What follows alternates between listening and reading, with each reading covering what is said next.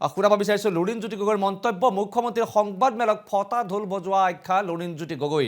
কাৰণ সমগ্ৰ বিষয় কেন্দ্ৰলৈ পঠিয়াব খোজা এনে প্ৰক্ৰিয়াত কোনো ফল নধৰে বুলি মন্তব্য প্ৰকাশ কৰিছে লুৰিণজ্যোতি গগৈ। এইদৰেই আজি সংবাদমেলৰ পাছত বিভিন্ন মহলত প্ৰতিক্ৰিয়া ইতিমধ্যে আৰম্ভ হৈছে।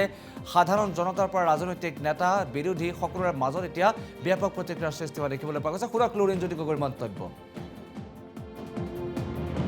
আপোনালোকে সকলোৱে সংবাদমেল চাইছে।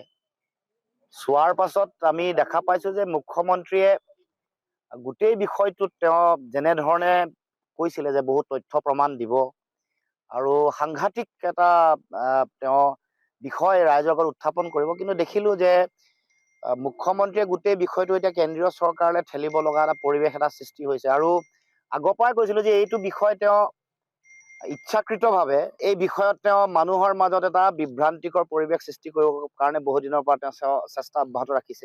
এই গোটেই বিষয়টোত আচলতে একো যে নাছিলে, তেওঁৰ অতি ঘনিষ্ঠ মন্ত্ৰীগৰাকীৰ মিছা এটা বাৰ্তাৰ পাছতেই এই গোটেই বিষয়টোৰ যোগেদি মানুহৰ মাজত এটা পৰিৱেশ সৃষ্টি কৰিবলৈ তেওঁ প্ৰথমৰ পৰা চেষ্টা কৰি আহিছিল। তেওঁৰ সেইগৰাকী কেন্দ্ৰীয় যিগৰাকী মন্ত্ৰী তেওঁ দিয়া মিছা তথ্য যোগান ধৰাৰ পিছত দেখা পালে যে গোটেই বিষয়টোত একো নাই। কাৰণ এনেকুৱা ধৰণৰ বিষয় থাকিলে কেন্দ্ৰীয় চৰকাৰৰ সকলো ধৰণৰ তেওঁলোকৰ ইণ্টেলিজেঞ্চ, কেন্দ্ৰীয় চৰকাৰৰ গৃহমন্ত্ৰী য'ত সংসদৰ মজিয়াত বহি থাকে, য'ত এগৰাকী যাৰ বিষয়ে গৌৰৱ গগৈ ডাঙৰীয়াৰ বিষয়ে যিবোৰ কথা কৈ আছে, তেওঁ সংসদৰ উপদলপতি ডেপুটি লিডাৰ, তেওঁ সংসদত বহি থকাৰ পাছত তেওঁৰ কাষত গৃহমন্ত্ৰী, দেশৰ বহি পৰিক্ৰমা মন্ত্ৰণালয়ৰ লগত জড়িত থকা মন্ত্ৰী বা সকলো ধৰণৰ ইণ্টেলিজেঞ্চ ইয়াৰ লগত জড়িত হৈ থকাৰ পাছতো কোনো ধৰণৰ বিষয়ে তেওঁলোকে কেতিয়াও প্ৰশ্ন উত্থাপন কৰা নাই।